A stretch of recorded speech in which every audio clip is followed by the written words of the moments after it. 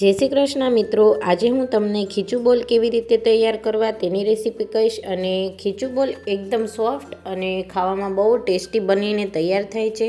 તો તમને જો મારો વિડીયો પસંદ આવે તો પ્લીઝ લાઇક કરજો, શેર કરજો, સબસ્ક્રાઈબ કરજો અને હા, બેલ આઇકન દબાવવાનું નહીં ભૂલતા.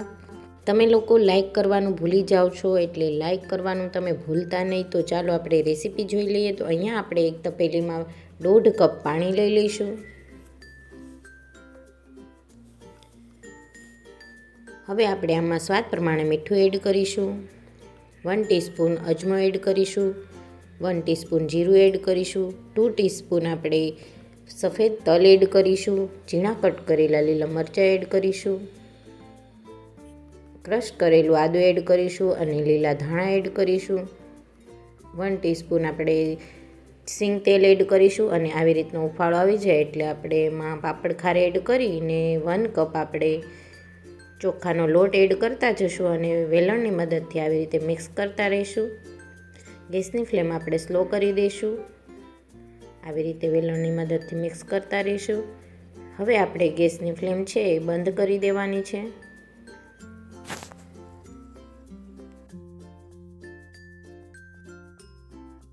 અહીંયા આપણું ખીચું છે એ બનીને તૈયાર થઈ ગયું છે. તો એને આપણે ઢાંકીને 5 થી 6 મિનિટ સુધી રહેવા દઈશું. અને ત્યાં સુધીમાં આપણે જે બોલ્સ બનાવશું તેને બાફવા માટેનું પાણી છે એ ગરમ કરવા રાખી દઈશું.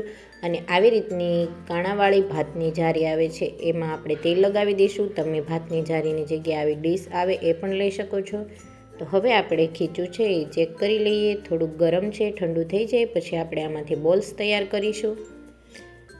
આવી રીતે આપણે ખીચુંને સારું એવું કૂણવી લઈશું. હવે આપણે આમાંથી આવી રીતે બોલ્સ તૈયાર કરી લેવાના છે. આવી રીતે આપણે બધા જ બોલ્સ તૈયાર કરી લઈશું.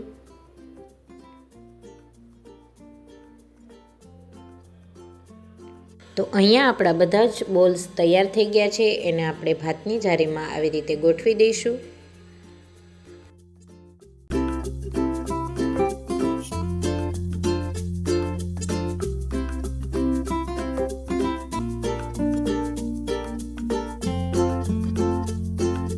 અહીંયા આપણું પાણી છે એ પણ ગરમ થઈ ગયું છે. તો આપણે જે ભાતની જારી છે એને આવી રીતે રાખી દઈશું અને ઉપરથી ઢાંકણ લગાવીને 5 થી 10 મિનિટ સુધી બફાવા દઈશું.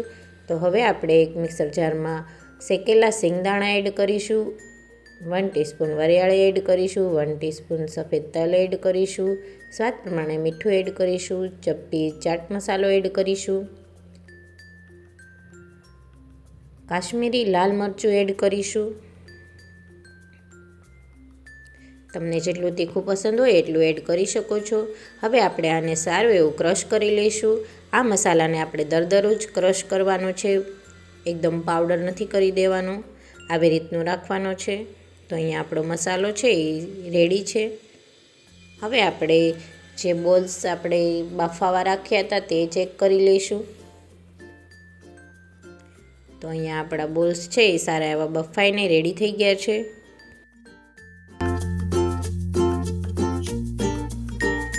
આવી રીતે એને લઈ લઈશું. હવે આપણે એને એક મોટા બાઉલમાં એડ કરી દઈશું.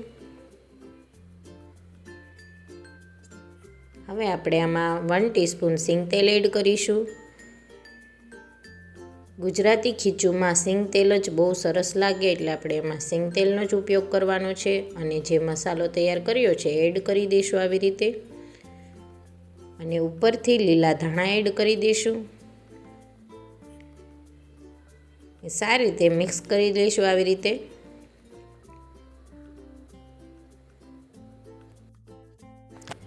તો અહીંયા રેડી છે ગુજરાતીઓના ફેવરિટ અને બહુ જ સરસ ટ્રેડિશનલ રીતે બનતું ખીચું.